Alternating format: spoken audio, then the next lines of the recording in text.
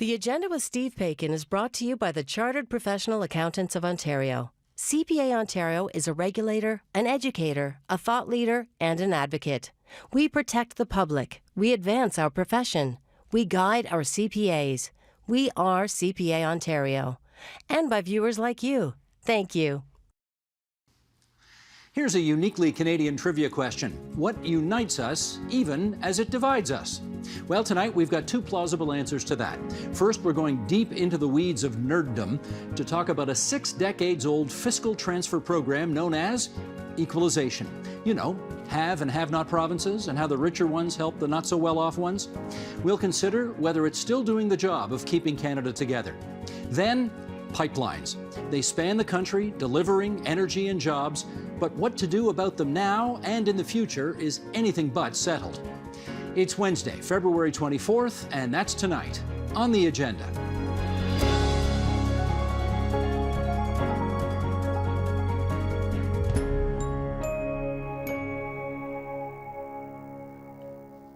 How many Canadians know of a very successful federal program implemented more than 6 decades ago that's been described as the glue that keeps the country together? I'm betting not very many, which is why we're going to spend part of tonight's program talking about it. The Art of Sharing, the Richer versus the Poorer Provinces Since Confederation, is a new book about the Equalization Program, which ensures that the better off parts of Canada help the parts that are worse off. Author Mary Janigan has her doctorate in Canadian history, writes about public policy, and she joins us now from Mono Township, about an hour northwest of our studio. Mary, it's great to see you again. How you doing? I'm fine. Thank you for having me. Not at all. Well, let's start with that quote, because you're the one who describes equalization as the glue that keeps the country together. How so? It is a program that redistributes federal money to the poorer provinces so that they can provide whatever programs their citizens really need without desperately high taxes. In most instances, this means really better health care and education. It's vital. Mary, it was actually Louis Saint Laurent's government back in 1957 that brought in equalization. So tell us how you think over the 6+ decades that it's been in, how it's improved Canada. Without equalization, we wouldn't have national shared cost programs, and those programs are vital. It allowed poorer provinces to participate in hospital care and Medicare, to pay their share of post-secondary education. Without it, there would be huge problems. It's inconceivable that the poorer provinces would have been able to keep up, and that remains so today.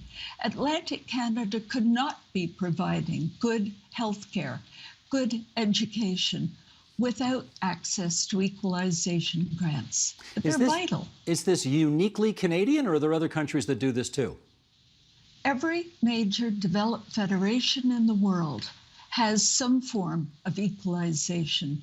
If it doesn't, it usually does not last. The only country that does not have these forms of grants to poorer states is the United States.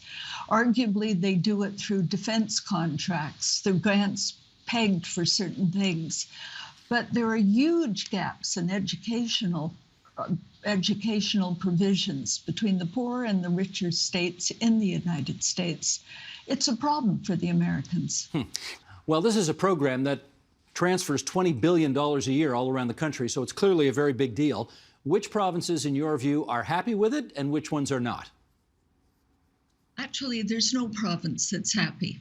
The provinces that are not receiving it are malcontent, and the provinces that are receiving it think it's not enough. Maybe that's the best we can do in a federation like Canada.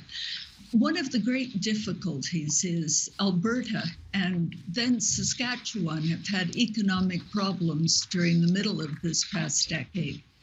And they really resented the fact that they were not getting equalization. They felt they should. There is another program for them, which is stabilization.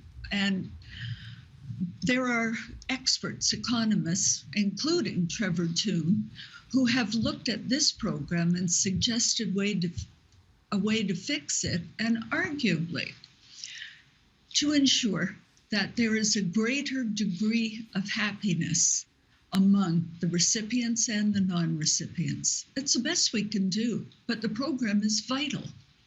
Well, with that background in place, let's add two other voices to our conversation about the program that Mary calls the glue that keeps Canada together. So let's welcome, in Calgary, Alberta, the aforementioned Trevor Tombe. He is an assistant professor of economics at the University of Calgary. And in downtown Toronto, there's Nathalie Desrosiers, a constitutional scholar who is the principal at Massey College at the University of Toronto. And we welcome you two to our conversation as well. Trevor, come on in here first. You've heard what Mary has to say about how essential she feels this program is to keeping Canada together. What say you?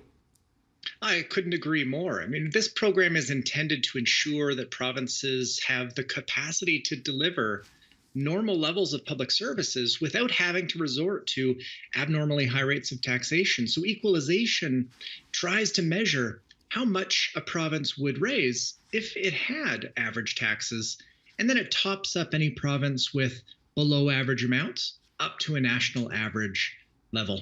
And so that means provinces like PEI and New Brunswick receive roughly $3,000 per person through this program to help them deliver necessary public services, while provinces like Alberta and BC that have a really strong ability to raise revenue because their economies generate above average levels of income, for example, they don't receive any. And I think that's the intent, to unequally provide transfers to support those who need it and not those who don't. Trevor, I wonder whether those comments would be seen as somewhat treasonous or heretical by others in Alberta who feel the program is a disaster and is costing Albertans too much. I don't know. Speak to that if you would.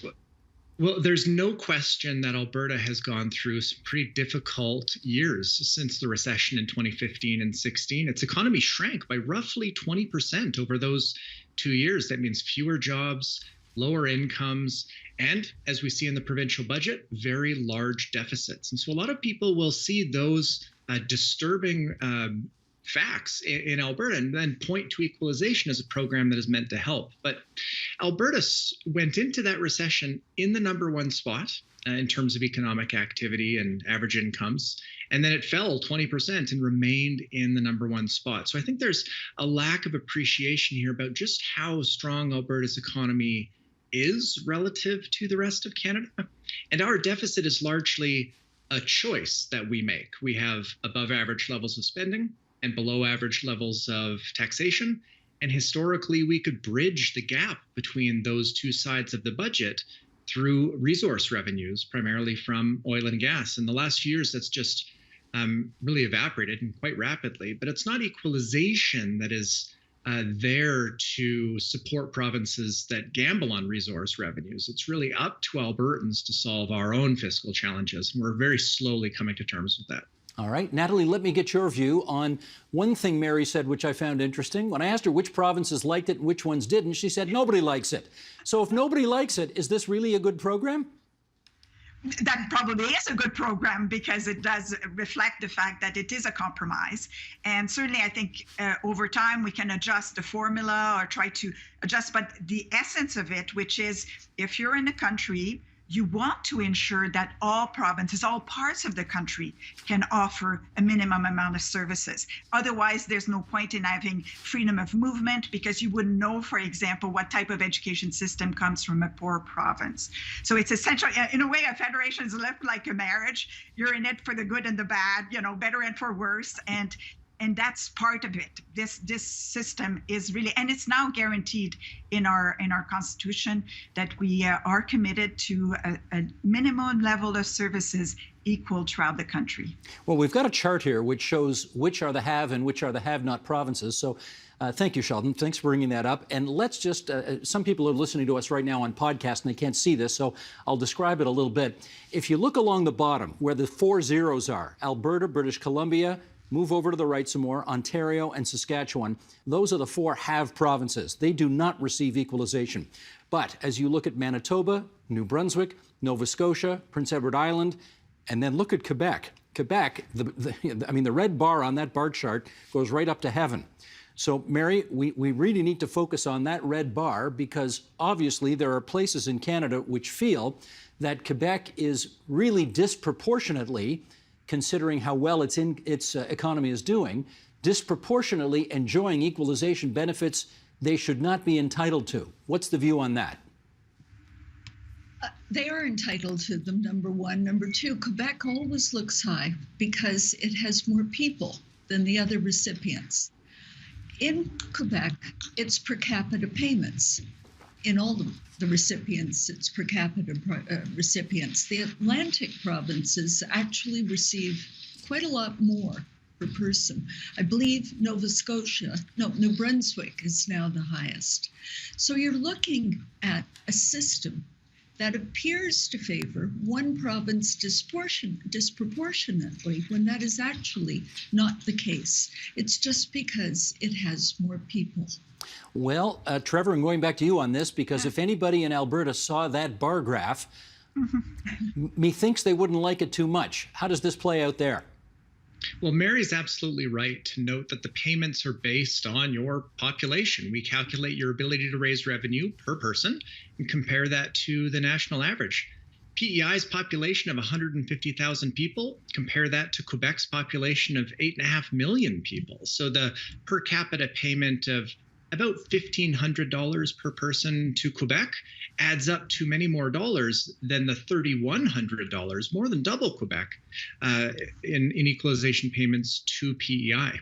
Now, here in Alberta, looking at Quebec, often you hear that, well, Quebec is running a surplus, they receive payments, Alberta is running a deficit, we do not, therefore the program is unfair. But it is important to remember that Quebec tax rates are significantly higher than many other provinces, and certainly much higher than Alberta. On average, across income and sales and property taxes, the whole gamut, they're roughly double the tax rates that we see in Alberta. So again, it goes back to budget choices that provinces make, even though, of course, that $13 billion bar that you had on the graph there, it does stand out, but that's just because Quebec is big. Well, having said that, Natalie, the fact is you can't really look... I don't think people look at these things in a vacuum. They all get mixed up together, right? And Quebec's lack of support for the oil and gas sector in Alberta no doubt hasn't helped Albertans feel yummy about sending all this money out to Quebec. So how do you think this all works itself out in terms of national unity and trying to keep Canada together? Well, I think the story of the book of Mary also is that it's incumbent about the federal government to continually explain well, but also listen to the gripes across the country. And I know Albertans are unhappy now, and probably they will want to be accommodated somewhat. But I think the graph is a bit misleading, as has been mentioned. It would be a better graph if it shows per person, per capita, as opposed to just per province, because that's what it's all about, is to ensure that the capacity of a province is to deliver to its own citizens, to its own residents. So I think that's important, that we might want to just kind of toy the message a little bit, make sure the right information is out there. But certainly I think we know this federation is always in a state of debate and so on, and it does evolve. Sometimes some provinces move from being the haves to the have-nots, and that's part of the equalization promise, is that eventually things could change. Some provinces that were poor became richer, like Saskatchewan's a good example, for example, depending on what happens with their geography, with the change of the economy worldwide or even national economy. So I think the point of equalization is it's a gamble, but it's a gamble about staying in Canada and wanting to share. It's the art of sharing. The Art of Sharing. That sounds like a good title for a book. Okay, Mary, it wasn't that long ago that Ontario was actually considered a have-not province because our economy was doing so poorly. Did Ontario actually draw down on equalization when it was a have-not province? Yes, it collected equalization, which is what equalization is there for. When a wealthier province goes below the average taxes that are collected across the country, One of the things about equalization that's important is it's a program. Sure, it's about the moral obligation to share across territory, but it's also a very pragmatic, hard-headed program. So if the details are not working, if the program is not functioning properly, then what you have to do is change it, tinker with it, remake it. Alberta has some legitimate problems right now. It is possible to change the program that it receives to ensure that it gets more money per capita for drastic drops in revenue. It is a very good way of fixing things. Don't throw out the program, adjust the details. Well, now you're talking about the art of the possible as opposed to the art of sharing. And to that, I'm going to the former politician among us, because Natalie, you were, of course, once upon a time a member of the Ontario legislature. And we're now talking about the realm of politics here. When the Trudeau government announced in 2018 that it was not going to renegotiate the equalization agreement, but rather freeze in place the status quo for 5 years, that made a lot of people unhappy. Do you think it was the right move to freeze the current agreement rather than renegotiate it? Well, there's always an issue about, do you spend a lot of energy renegotiating at that time, or do you develop alternative programs? I mean, I think Mary is right. It is a program. It should be tinkered with. It should be adapted. And I think I'm part of, as many are, looking at what alternatives there could be in the future for this program. But there are others, and that's not the only program that exists to support a vision of equality among citizens in Canada. So I think it will have to be readjusted probably, but the fundamental way that I think we want to say, and the key message here is when Alberta says we want to opt out of this program, we're trying to say that's not the right way, because it is an important program for all of us and for the future of the Federation, essentially. We should explain, I guess, Mary, that Alberta is not, it's not the taxpayers of Alberta that are actually sending money to the taxpayers of Quebec, right? That's not how it works. It's not a province-to-province transfer, right? No, it's been a very difficult thing to clarify. Jason Kenney keeps talking about Alberta sending money, and look at the amount Quebec's getting. Actually, all federal taxpayers, they send the money to Ottawa, and Ottawa redistributes it. That charge that Alberta is sending money has been very damaging, and it's wrong.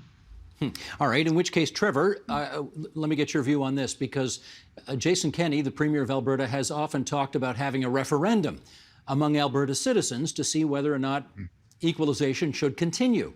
Can you talk to us about the pluses and minuses of having a referendum on this issue? Sure, and it does look like that will go ahead in October of this year. So Mary mentioned earlier in the program the stabilization program federally. This is separate from equalization, meant to support provinces that have big drops in revenue. The federal government did expand the size of that program so that it would cover more of revenue drops of provinces, but it wasn't as much as what Alberta was hoping for. And so in response, Premier Kenney here did recommit to a referendum, and I have a real hard time seeing him backing down from that commitment. So in October, Albertans will vote. I won't speculate on which way it will go, but if they vote to remove equalization from the Constitution, this doesn't really have any legal force. No. Equalization is a federal program completely at the discretion of the federal government to design and implement. It's not something that provinces have any formal role in at all. Politically, I think another angle of the referendum is that they want to, quote, force the federal government to the table in order to negotiate equalization. But there is already ongoing negotiations between the federal and provincial governments. There's a standing committee on fiscal transfers that meets roughly twice a year.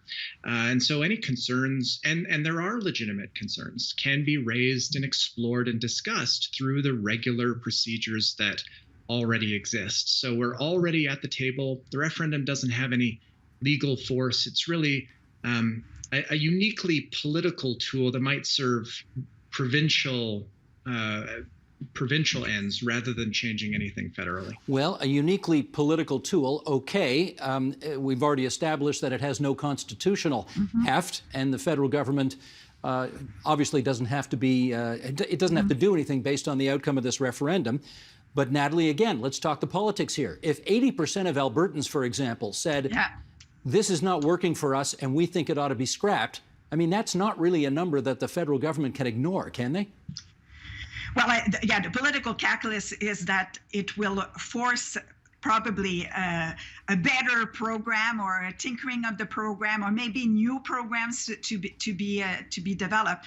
Yeah, I think the lesson is always that you cannot have a federations where people want to move out of it. You know, I think we've seen that with the way responded to the Quebec referendums existed.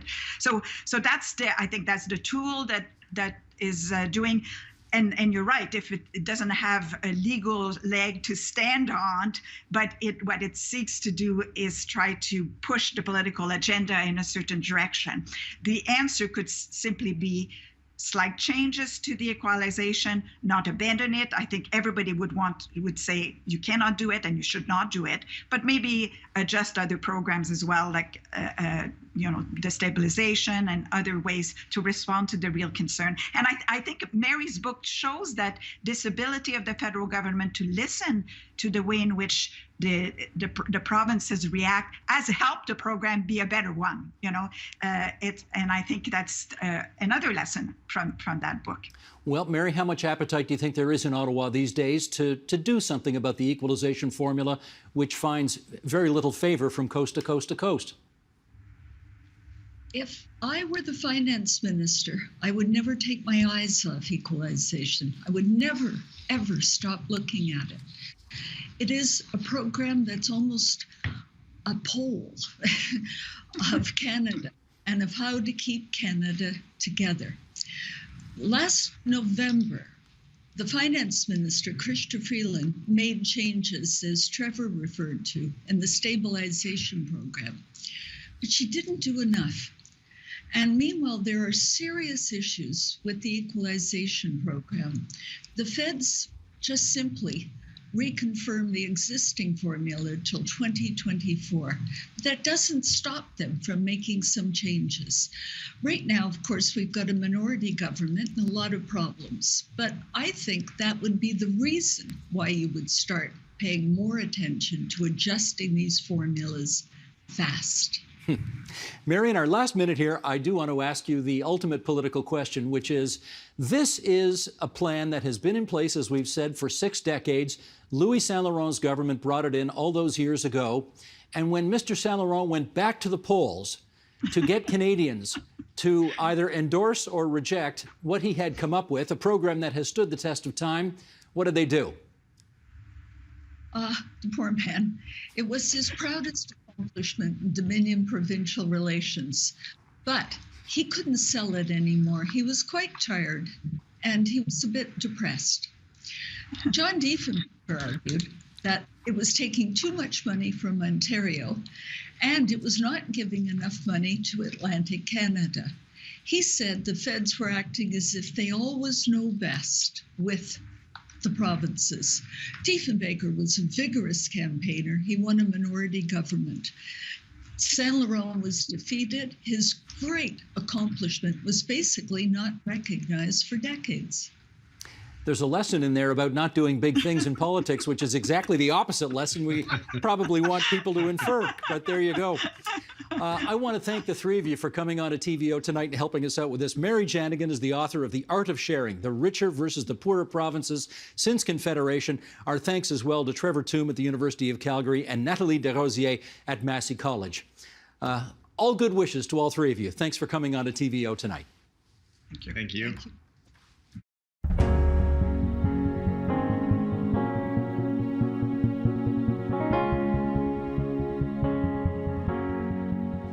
Pipelines once acted as something of a barometer for Canada-U.S. energy relations and security. Lately, some big developments. President Joe Biden canceled the Keystone XL Pipeline. Also, a growing chorus in Michigan has raised real uncertainty around Enbridge's Line 5 pipeline, which supplies the majority of Ontario's crude oil. With us to examine the economic and political implications of those developments, we welcome, in Edmonton, Alberta, Andrew Leach, energy and environmental economist at the University of Alberta. In Calgary, Alberta, Kristen van de Biesenbos, associate professor of energy law in the University of Calgary's Faculty of Law. In Kingston, Ontario, Warren Mabey, Canada Research Chair in Renewable Energy Development and Implementation at Queen's University. And in the Davenport neighbourhood of Ontario's capital city, there's Keith Stewart. He's a senior energy strategist with Greenpeace Canada, and we're delighted to have you four on our program this evening. I think we should just start by setting the table. Kristen, why don't you go first? How would you describe the role that pipelines play in Canada's energy economy, both today and for the foreseeable future? Well, thanks, Steve. So as many of you probably are aware, Canada's major export markets are the United States and abroad. And in order to move most Canadian crude out of Western Canada, and in particular the oil sands here in Alberta, we do have to send it via rail or by pipeline. Pipeline is certainly faster and arguably safer. So that is how we get most of our product currently to the United States. And also, as we talk about Line 5 later in the program, I believe, it's also how we move most product to Eastern Canada from Western Canada as well. So both now and in the future, pipelines are important for moving Western Canadian crude to ultimate consumption markets. And it's also, the lack of pipeline capacity is also one of the reasons why prices for Western Canadian crude are a bit higher than they are for other types of crude. Andrew, what would you add to that? I think that just the relationship to development, that when you're talking about something like an oil sands project, it's a long run bet on having a market for your crude oil. So it's a 20 or 30-year bet, and transportation is not going to be the lion's share of the financial implications of that bet. But if it's a $5 to $10 a barrel difference in what you get out of the product that you produce, that's going to be material to your development decision. So there's almost a chicken and egg problem. Pipelines to some degree enable development, but you don't want to build pipelines if you're not expecting the projects to come to fill them. Sure. Warren, if I'm hearing right, I'm inferring that pipelines are still pretty hugely important to the country. What do you say? I think that they are important. Certainly, we rely heavily on the oil and gas sector for a big part of our GDP. There are many, many jobs that are associated with these projects in Alberta and other parts of the country. And as we talk about Line 5, we also rely heavily on the oil that's passing through them to fuel the economy in provinces like Ontario and Quebec. Keith, what's your view? So when we're looking into the future, I think the era of pipeline expansion, of oil sands expansion, of basically oil and gas expansion is over. I think we're moving rapidly towards peak demand. And so what we would say is any new investments in energy systems need to be in that 100% renewable, clean energy economy that's going to provide the jobs of the future. And so much of our economy is built around, we need to expand the oil and gas sector. We need to build those new pipelines to get more product to market. That's something we have to realize is no longer in the cards. And we need to look at, okay, what are the jobs of the future? It's not actually in building new pipelines. It's in fairly dealing with workers as we transition out of oil and gas into renewables. Warren, do you agree with that? Well, I certainly think that there's a transition happening, and you can see it in the decisions that have been made recently by companies like GM that are announcing a move to all electric vehicles within the next 15 years. I mean, that's an incredibly short timeline and a massive change in the way that we're going to move around. And we're seeing it in the decisions that are being taken around new pipeline projects. I mean, we've seen Keystone XL recently canceled by the president. We've seen the discussion around Line 5 emerge. And there are other pipeline projects that I think we'll probably hear about in coming years. Well, since you mentioned Keystone, let me pick up on that because, in fact, Joe Biden, who's only been president for about a month, one of his very first orders of business was to cancel Keystone XL. And there was, of course, some pretty furious reaction about that. Here's what Chris Bloomer, who was the president and CEO of the Canadian Energy Pipeline Association, had to say about the president's decision. He said, "This revocation of the presidential permit for Keystone XL is a backward-looking decision that ignores the tremendous progress made by the transmission pipeline industry over the last decade. Our energy is safely transported on some of the world's most technologically sophisticated pipeline infrastructure. Canada's transmission pipeline companies will continue to play an important role in the energy future for Canada and the world for decades to come. Now, just before getting you folks to comment on that, I guess I should say Mr. Bloomer had agreed to join us on this program for this discussion. And then, Keith, he found out that you were going to be on the show, and he bailed on us. And, well, what do I say here? Andrew, Kristen, Warren, I'm delighted you're not as petrified to appear with Keith as clearly Mr. Bloomer was. Let's put all that to the side and say, regardless of that, what do you think? Kristen, why don't you go first on this? What do you think about his prognostication that pipelines are still going to be with us for decades to come? Well, we certainly have quite a lot of existing pipeline infrastructure that will probably remain in place for decades. And I do think it's important to understand that the legal position of the permit for Keystone XL being issued via executive order the way that it was made the permit for Keystone XL very unique. Other pipeline permits are not issued that way. So I would be hesitant to try to draw too many conclusions from the way that Keystone XL was canceled, because other pipeline permits are not as vulnerable to the decisions of a succeeding president as this particular pipeline permit was. So, Andrew, we should not draw too much from the Keystone example? No, and that op-ed was really interesting, Chris Bloomer's op-ed, because he talked earlier in that same op-ed about having the pipeline being designed as a net zero emissions pipeline, which that never appeared in any regulatory document until about the day after Joe Biden was elected.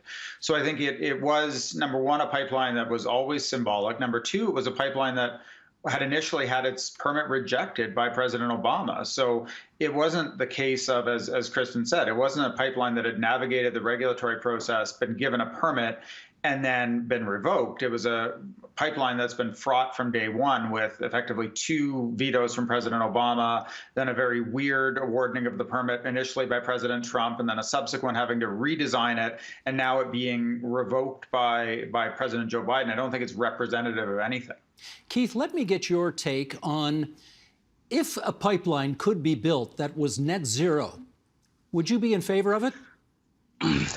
So I also was amazed that that magically appeared the day before it was canceled in their press announcements. Saying you have a net zero pipeline, the pipeline is designed to carry oil. That's what it does. The pipeline itself doesn't emit a large amount of greenhouse gas emissions. You need the pumps to power it. So it's basically like saying, okay, if a tobacco factory said, our workers aren't allowed to smoke on site, so our product doesn't cause cancer. It's the end use of the product that is a major problem on climate change. And the key thing about pipelines, the reasons they've been so controversial is because building new pipelines is about expanding the infrastructure that, as was said earlier, is going to be around for 30, 40 years. And once it's built, people want to use it. And so you need to make the decision early on, where are you going to put your investment dollars? And so I think Keystone, it had this sort of outsized importance. It has, if you would have told me in 2009, I'd still be talking about Keystone XL Pipeline in 2021, I would tell you were crazy. But it's taken on this, it's important in and of itself, but also symbolic of the broader sort of where are we headed with our energy and structure as a society? Are we going to take seriously the challenge of climate change and make that rapid transition to renewables, to electric vehicles, to better public transit? Or are we going to continue to sort of double down on oil and gas? And I think it's a politically very fraught question, and it's going to continue to be a conflict for a while. But it's here, I think that Biden came in and said, okay, we're headed in this way. That's the signal we're sending. It's clear, it's unambiguous, deal with it. And this is why you see Ford, who actually backed Trump on emission standards for vehicles, flipped and sort of said, okay, we're going to go electric vehicles. Well, that may have had something to do with wanting to keep jobs in Ontario and the auto industry. But be that as it may, let's clearly and unambiguously move forward here and talk about Line 5, which you've all referenced already.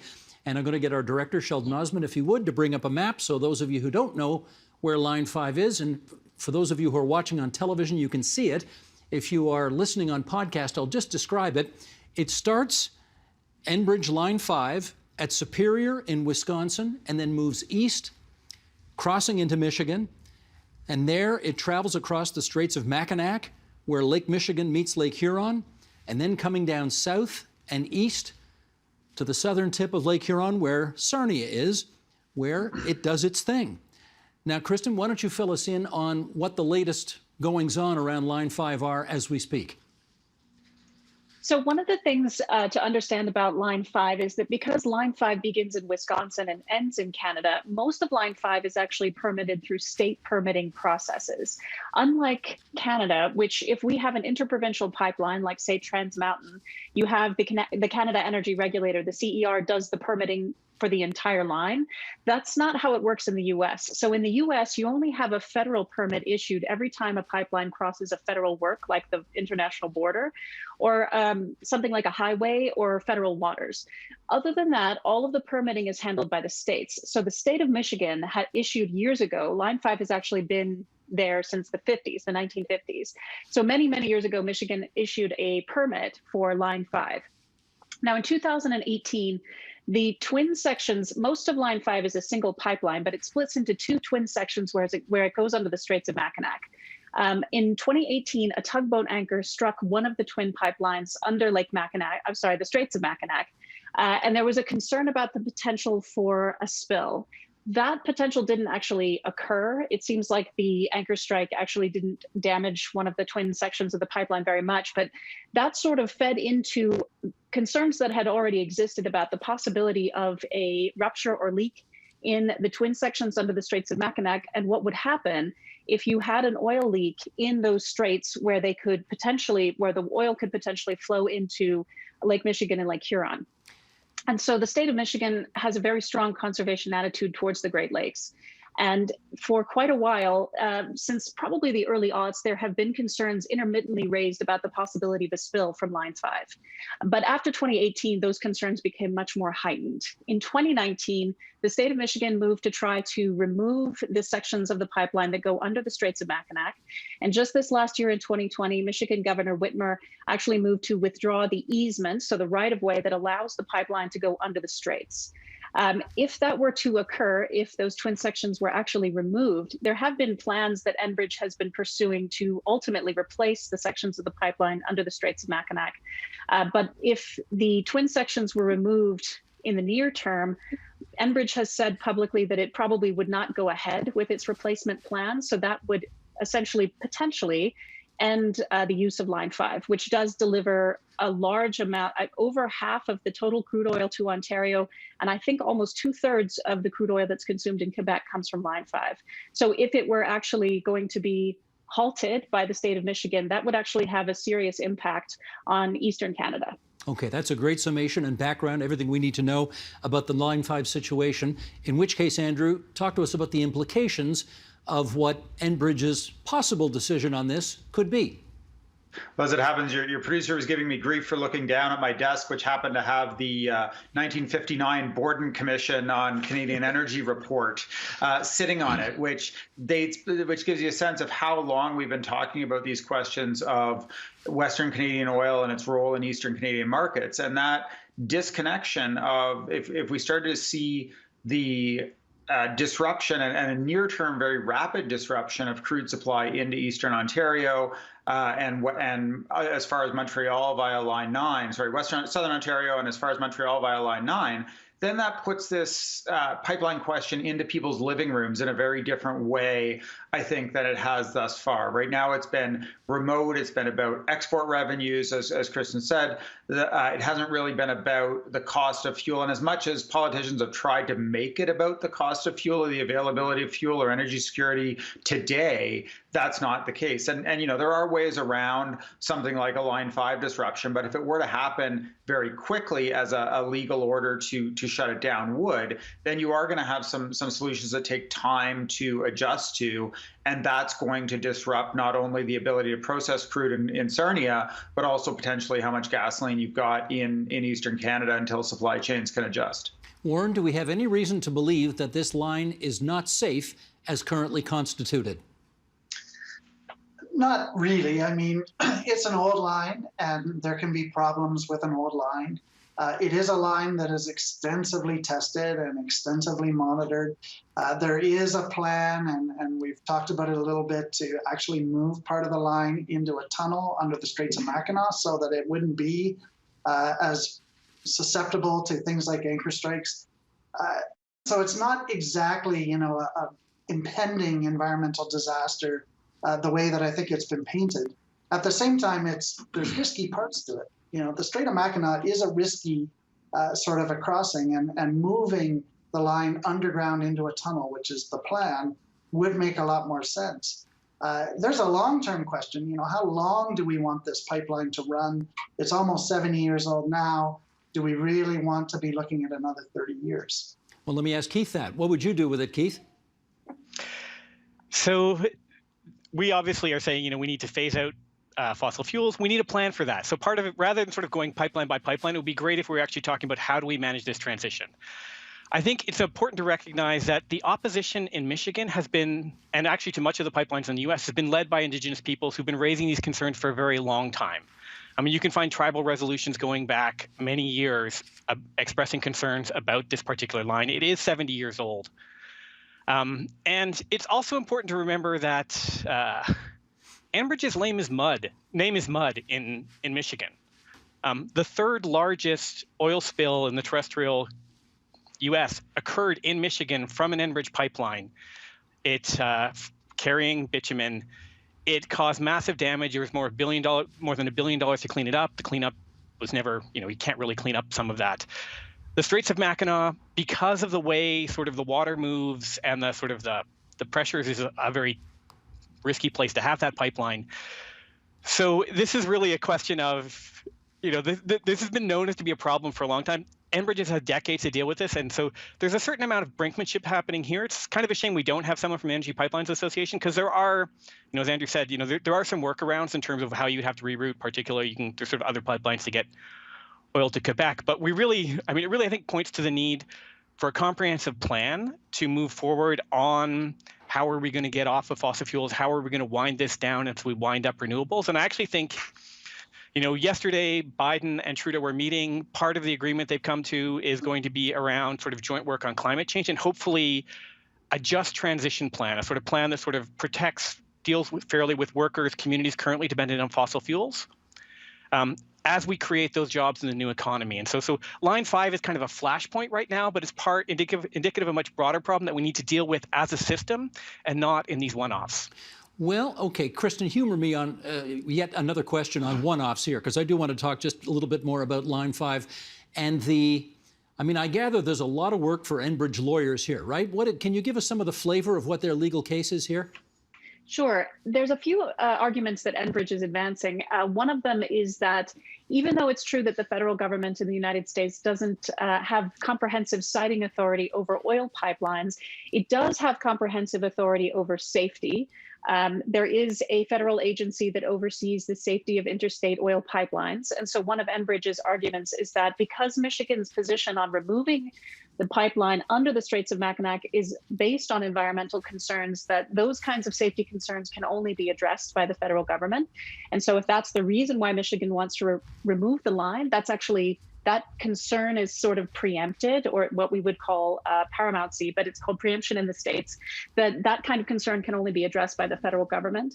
And the other argument they're making, there's actually a treaty. It was entered into in 1977 between the US and Canada after the oil embargo, the Pipeline Transit Treaty, which essentially says that no state authority can interrupt permanently flow of hydrocarbons between our two countries. So there is an argument also to be made that by the terms of the treaty itself, the state of Michigan is not able to cause permanent interruption to Line 5. It could potentially, under the terms of the treaty, essentially put the pipeline on pause while safety concerns were addressed.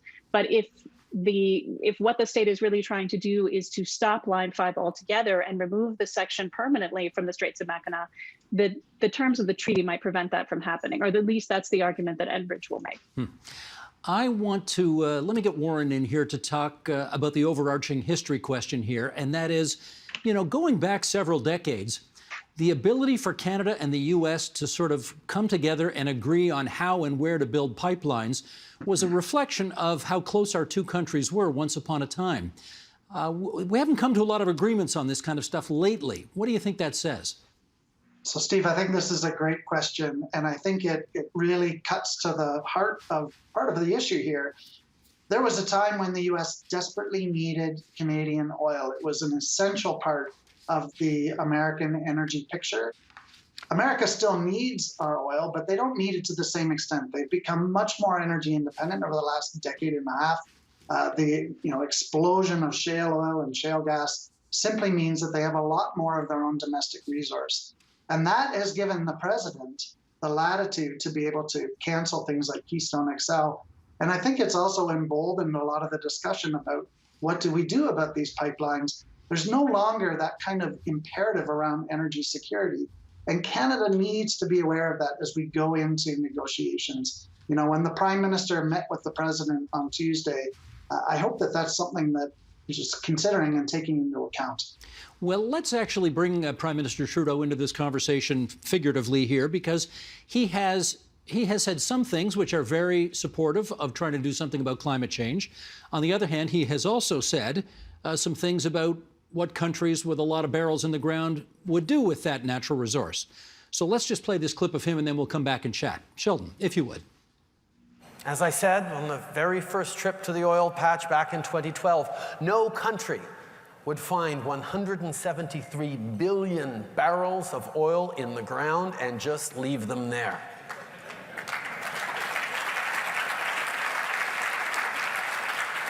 The resource will be developed. Our job is to ensure that this is done responsibly, safely, and sustainably. Now, Keith, that line got some applause in Houston, Texas, not surprisingly, I guess. It sounds like the Prime Minister's sort of trying to be, well, you want to say have it both ways on this issue? What do you want to say? I mean, in normal times with normal politics, trying to have it both ways is the way you win. Coming down the middle, it's a very Canadian way. The challenge is on climate change, we face some pretty hardline carbon budgets. There are consequences to inaction. There's three things we can do about climate change. We can, burn less fossil fuels so that we don't raise the temperature as much. We can try and adapt to changes we can't avoid, or we can suffer. And the less we choose to do about rapid transition off fossil fuels and adaptation, the more we're making a policy choice to suffer. And there's no way you can take 173 billion barrels out of the ground and burn it, and we still have a safe climate. But more importantly, I think the way the world is moving is there is not going to be a market for that oil. And we need to deal with that, and we need to prepare Canadians. And frankly, the rest of the country is going to have to help out Alberta, Saskatchewan, and Newfoundland as we go through this transition. Canada has a lot of experience on natural resources sort of coming and going in booms, and we need to do a lot better job this time than we did with, say, the cod or the forestry industries in BC, Ontario, Quebec.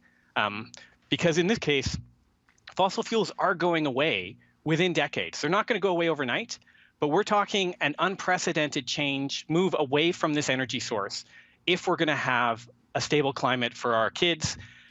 And doing that can actually create great, good new jobs, but they're going to be different jobs, and we need to help people through that transition. Andrew, can I get you to follow up on that? Yeah, I think one of the issues with a lot of this is we're talking about large global systems and bringing it down to talk about individual projects, or we're talking about a large resource and bringing it down to talk about individual projects. I mean, if you talk about Prime Minister Trudeau's number about 170 billion barrels, there's nothing in his statement there even that said we're going to dig every barrel out of the ground or pump every barrel out of the ground or what have you. He's saying rightly that there's no country in the world that's going to look at that resource and just turn tail and walk away. They're going to evaluate what it does for them and what the best strategy is to deal with that resource. And, to put it in context, we could produce oil sands at the rate that we're producing them today for probably a couple hundred years before we produce that many barrels of oil. So that's not the policy discussion we're having, plus or minus 170 billion barrels or plus or minus 2 trillion barrels, as some people have done.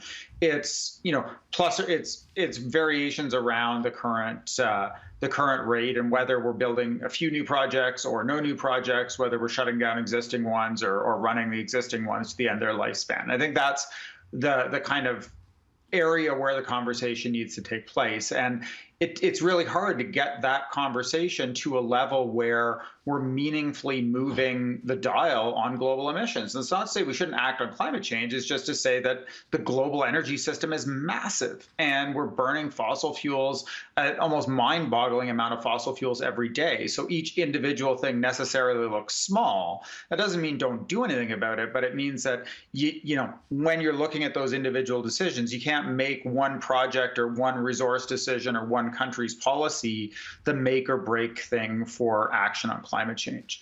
So what I would say, though, to Keith's point is I think he's right about the transition, but I think it comes in a different way than the way he's framed it, which is it comes earlier for a province like Alberta because the boom in Alberta wasn't one about producing oil and windfall royalty revenues. It was about producing oil sands projects. And the reason why the Alberta economy boomed, all that jobs and employment, was not just the oil money getting spent, it was the projects getting built. And so it's almost that growth rate of production that was driving the boom in Alberta, not just the production itself. And so even if, we can have an argument about how much oil the world's going to use in 2030 or not going to use, but what's important to our economy in a way and to Canada is that question of the rate of change of Canadian production. And I think that we can agree that the outlook there has changed dramatically. And so the bets people were making on new projects year after year after year, that's gone away no matter what. And it's gone away because of price, it's gone away because of climate, it's gone away because of lead times, and it's disrupting a whole set of people who actually don't necessarily live that close to where the oil is produced. Well, we just got a few minutes left here, and I want to get both Warren and Kristen on this next question, which is, this sounds like a massive, for the ages, national project ahead of us. We've got to wean ourselves off fossil fuels. We've got to embrace renewables more. We've got to do something big about climate change. And we've got to help people in Saskatchewan and Alberta and Newfoundland and Labrador to make sure that they aren't crushed as a result of this transition. Warren, how in heaven's name do we realistically do all that? Well, the answer is that there's a lot of parts here. We need to have worker retraining. We need to be investing in the new renewable technologies. One thing that we haven't talked about is that, oil is still a resource and you can use it for things other than fuel. And one of the things that I think Canada should be looking at is, can we be using that oil for other value-added products, things that aren't contributing to the GHGs, things that are more durable? Plastics is obviously a big example. We obviously want to avoid microplastics and the problems are there. There are a lot of things that we can do, but we have a lot of smart people in this country, and I think we can make this transition. We need to develop a vision for where we want to get to. Kristen, take the last word on this, if you would. I agree. This is probably the great challenge of our times, the energy transition, and how we are going to get through this transition, being a country that has for the past few decades really made so much of our money off of oil and gas in particular. But one thing I would also say is that I think we're also going to see the federal government try to take more decisive and bold action on climate change. Up until the Paris Agreement, you really didn't see the Canadian government trying to do anything on this, on the issue of climate change, and really left it up to the provinces. And I think we are starting to see the federal government really testing the limits of its own jurisdiction and trying to do things that it's never tried to do before. And of course, we're seeing pushback from the provinces on that, but I don't think that we're going to see Ottawa back off. I think we're going to see them continue to try to take control over what they can take control of and try to win the buy-in of the provinces where they can. Let me sneak in another 30 seconds here, if I can, actually, for Andrew, because I do want to point out the fact that even though he's in Western Canada right now, you're an Ontario guy originally, Andrew, right? Yeah, born in Ottawa. Okay, and you've been out there, what, 15 years or so? Yeah, 2006, so we moved in the peak of the boom. Okay, maybe just finish off by telling us what we in Central Canada don't get about this story that you now get much more appreciably, given that you live out there. Well, I think it's a couple things. I think one is, remember when the manufacturing industry was in crisis in Southern Ontario, and it wasn't helpful for people to say, well, there are jobs for you in the oil sands. For some people, that was a great opportunity. For Eastern Canadians, that provided a lot of great opportunity, but it didn't necessarily move the dial for some of the communities.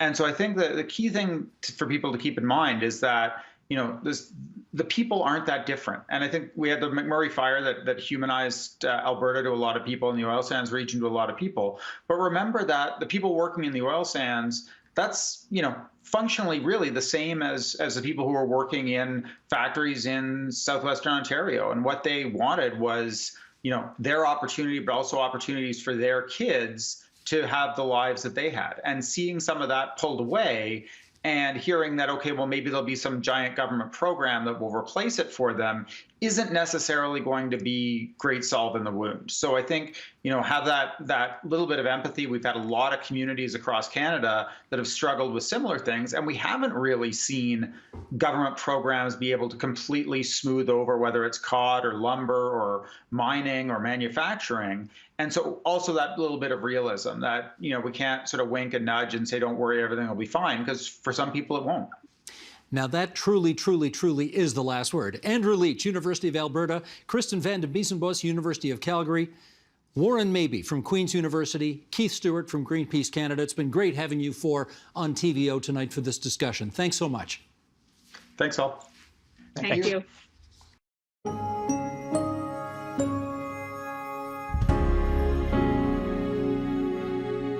And that is the agenda for Wednesday, February 24th, 2021. COVID-19 has exposed some glaring inequalities in our province.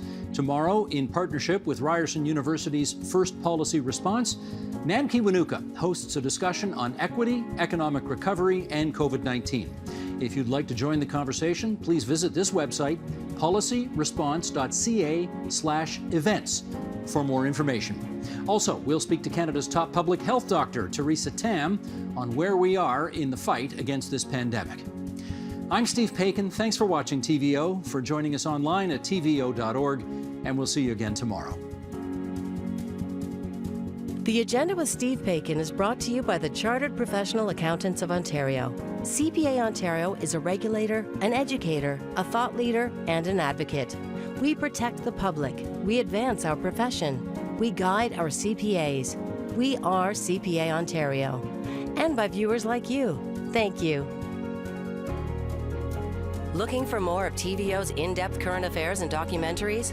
Visit tvo.org/daily and sign up for our daily newsletter with links to agenda interviews, Steve Paikin's blogs, and preview our upcoming documentaries.